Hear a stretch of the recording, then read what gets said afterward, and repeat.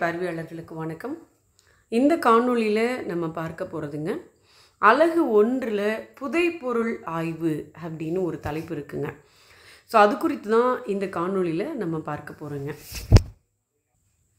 புதைப்பொருள் ஆய்வு அப்படிங்கிறது பார்த்தீங்க அப்படின்னா, நம் முன்னோர்கள் என்ன மாதிரியான வாழ்க்கை வாழ்ந்திருக்காங்க, அவங்களுடைய பண்பாடு கலாச்சாரம்லாம் என்ன அப்படிங்கிற தகவல்களை நம்ம அறிந்து கொள்ளணும். அப்படின்னா மண்ணில் புதையுண்ட பொருட்களை தோண்டி எடுத்து ஆய்வு செய்யக்கூடிய ஒரு முறை தான் நம்ம புதைப்பொருள் ஆய்வு அப்படின்னு நம்ம சொல்கிறோங்க.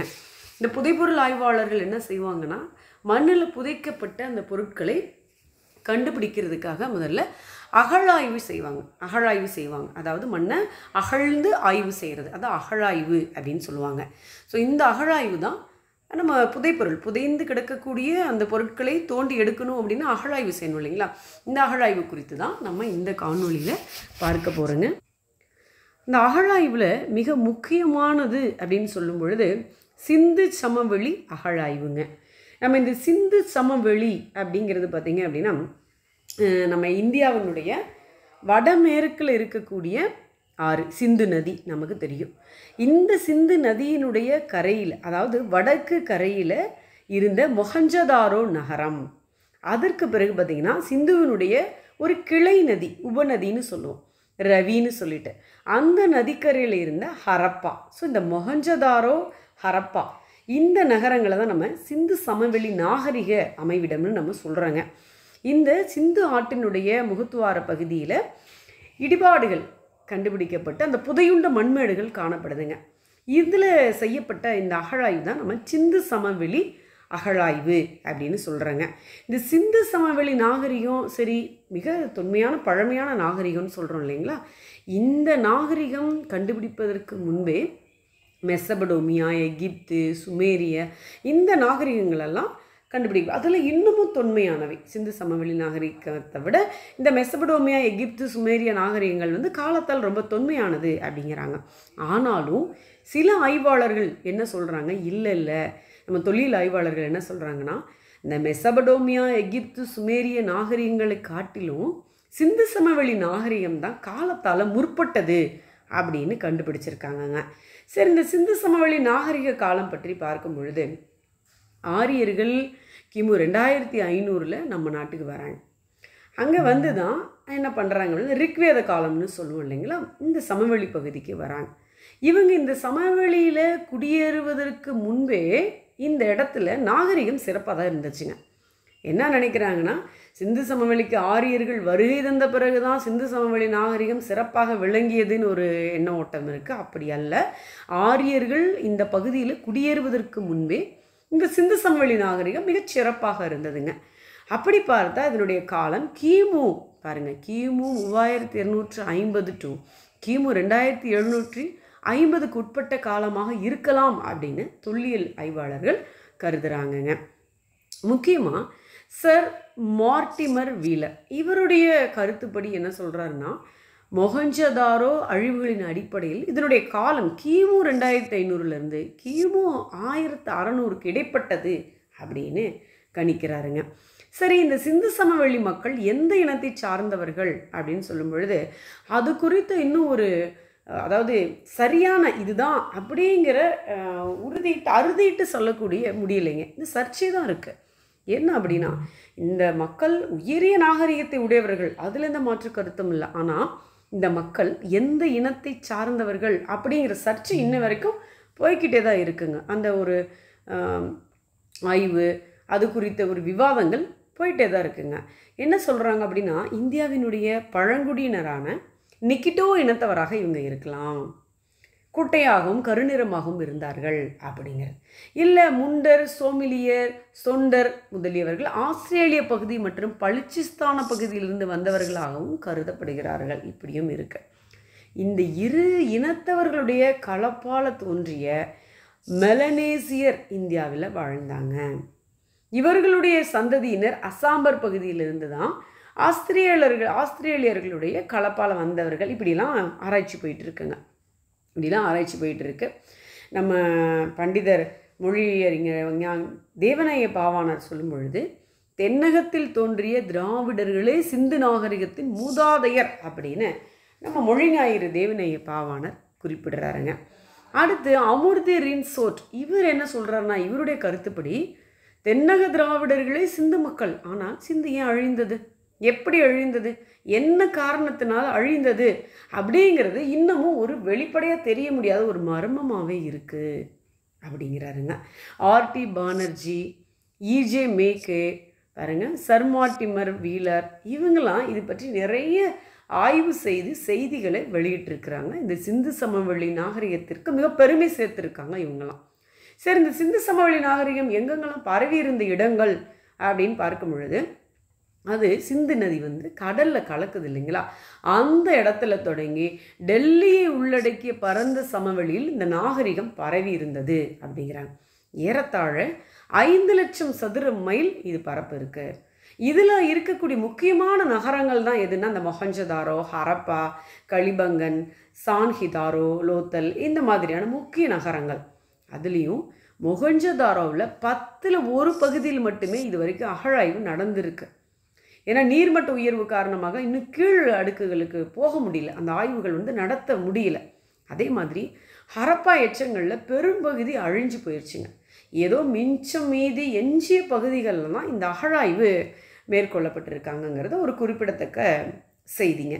அடுத்தது மொஹஞ்சதாரோ, ஹரப்பா பகுதிகள் பாகிஸ்தானில் இருந்தாலும் அவற்றுக்கு ஒப்ப முக்கியமான சிந்துவெளி நாகரிக தலமாக பாருங்கள் தோலாவிரா குஜராத்தில் ஹச் பகுதியில் 1969 கண்டுபிடிச்சிருக்காங்கங்க. ஸோ இந்த தோலாவிராவில் அணைக்கட்டும் இல்லங்களும் கண்டெடுக்கப்பட்டிருக்குதுங்க. அடுத்தது ஹராச்சி மாவட்டத்தில் சிந்து நதியினுடைய கரையில் அம்ரிஸ், இந்த ஆராய்ச்சியின் போது என்ன கிடச்சிருக்கு அப்படின்னா செங்கற்கல்லால் ஆன கட்டட சிதைவுகள், கல்லாலான சுவர்கள் இதெல்லாம் கிடச்சிருக்குதுங்க. இது மட்டுமா, சிந்துவினுடைய ஆற்றுப்படுகையில் பார்த்தோன்னா இன்னும் நிறைய பல்வேறு மண்மேடுகள் இன்னும் ஆராய்ச்சி செய்யப்படாமல் அந்த செய்யக்கூடிய அதில் தான் இருக்குங்க. அப்போ அதுவும் இன்னும் செஞ்சோன்னா நிறைய ரகசியங்கள் வெளிப்படும் அப்படிங்கிறாங்க. சரி, இந்த சிந்து மக்களுடைய வாழ்க்கை சமூக அமைப்பு அப்படின்னு சொல்லும் பொழுது இந்த மக்கள் அப்பொழுதே நல்ல ஒரு நகர வாழ்க்கை வாழ்ந்திருக்கிறாங்க. 70க்கும் மேற்பட்ட நகரங்கள் கண்டுபிடிச்சிருக்கிறாங்க. இந்த நகரங்கள்லாம் சாதாரணமானது இல்லைங்க. அப்போவே இந்த மொஹஞ்சதாரோ கட்டடங்கள் உலர்ந்த சுட்ட செங்கற்களால் கட்டப்பட்டிருக்குதுங்க. அடுத்தது சுவர்களில் தரை, கூரை இதெல்லாம் பார்த்திங்கன்னா களிமண் சாந்து பூசி இருக்கிறாங்க. சரிங்களா. மேற்கு பக்கத்தில் ஒரு கோட்டை பகுதியும் கிழக்கே பொதுமக்கள் குடியிருப்பு பகுதிகளும் கண்டுபிடிச்சிருக்காங்க.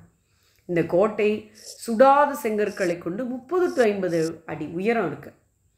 ஸோ இதுங்க. அடுத்து இது மட்டும் இல்லை, வரிசையாக கட்டப்பட்டிருக்கு இல்லங்கள், நல்ல நேர்த்தியாக மாட மாளிகைகள், நீராடக்கூடிய குளம், கழிவுநீர் பாதைகள் இதெல்லாம் கண்டுபிடிக்கிறது பார்த்தோம்னா உலக நாகரிக தொட்டிலே சொல்லலாம். அந்த அளவுக்கு உலக வரலாறே கண்டு வியக்கக்கூடிய அளவுக்கு இருக்குதுங்க. அது மட்டும் இல்லைங்க, 2 அடுக்கு முதல் பல அடுக்குகளை உடைய மாடி வீடுகள், முற்றங்களை உடைய அடுக்கு வீடுகளும் கண்டுபிடிச்சிருக்காங்க. விரிவான வடிகால் வசதிகளும் ஏற்படுத்தியிருக்கிறாங்க. இது மட்டும் இல்லை, அறைகள் எப்படி இருந்திருக்கு பாருங்கள்.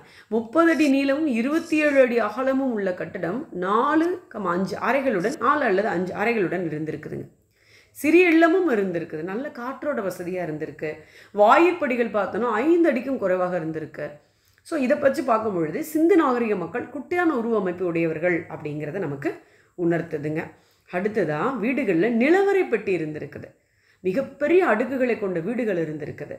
ஸோ இதெல்லாம் அப்போ இருந்த அரசன், அமைச்சன் அந்த மாதிரி செல்வந்தர்களுடைய வீடுகளாக இருந்திருக்கலாம். இது மட்டும் இல்லை, இல்லங்களில் நம்ம ஆடு மாடு கட்டுவதற்கும் தானியங்கள் சேமித்து வைப்பதற்குன்னு ஒரு தனி இடம் ஒதுக்கி இருந்திருக்கிறாங்க.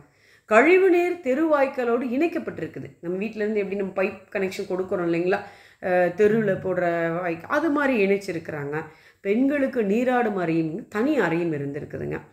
தெருக்கள் பார்த்தோன்னா தெருக்கள் எல்லாம் கிழக்கு மேற்காகவும் தெற்கு வடக்காகவும் அமைஞ்சிருக்குதுங்க. சிறிய குறுக்கு தெருக்கள்லாம் இருந்திருக்குது.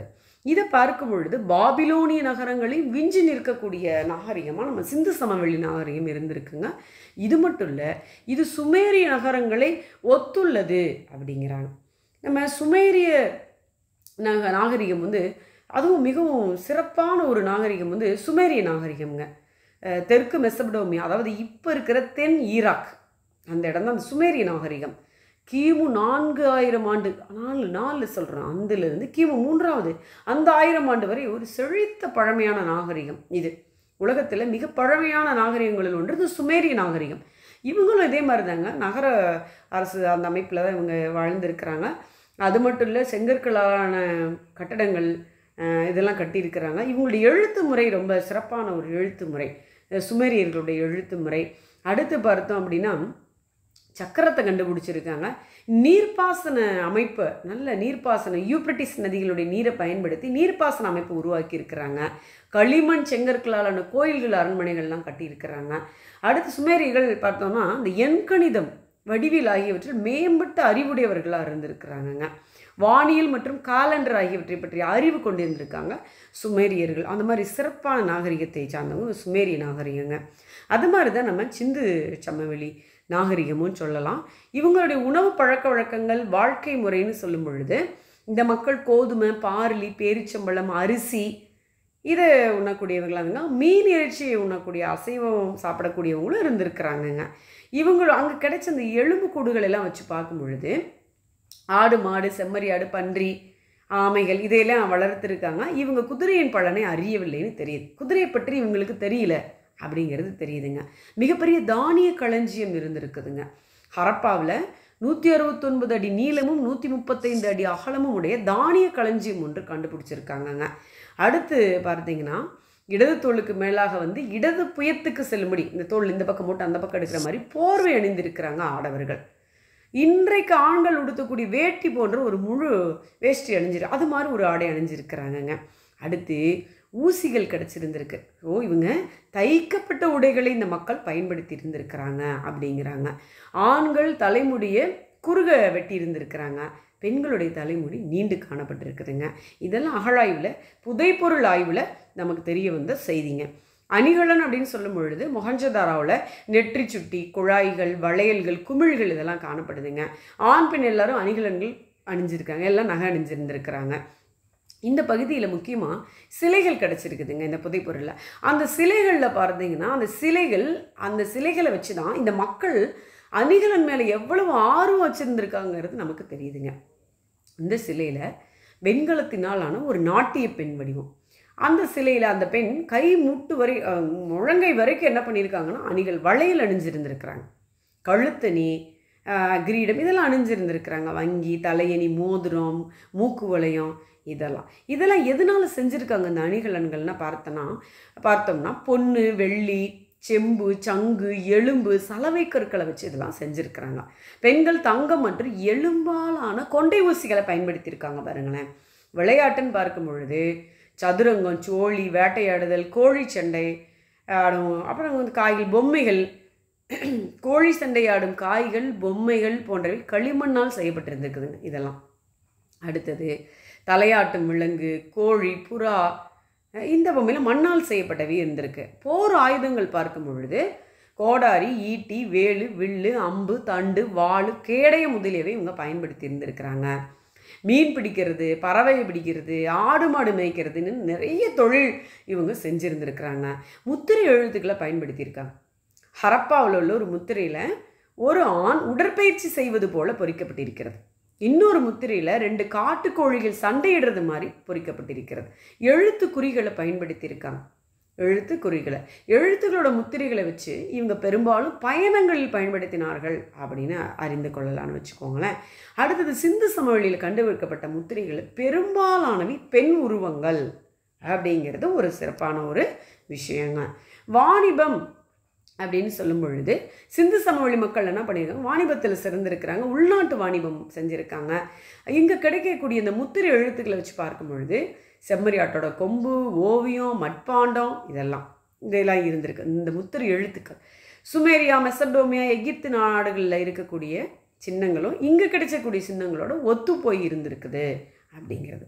ஸோ அது மட்டும் இல்லை, இறந்தவர்கள் பிணத்தை சுடுறது, புதைக்கிற முறைகளை இவங்க பின்பற்றியிருக்கிறாங்க. உடலில் சில பாகங்களை மட்டும் இந்த முதுமக்கள் தாழி இருக்கு இல்லையா, மட்பாண்டங்களில் இட்டு புதைச்சி முதுமக்கள் தாழி ஹரப்பாவில் நமக்கு கிடச்சிருக்கு.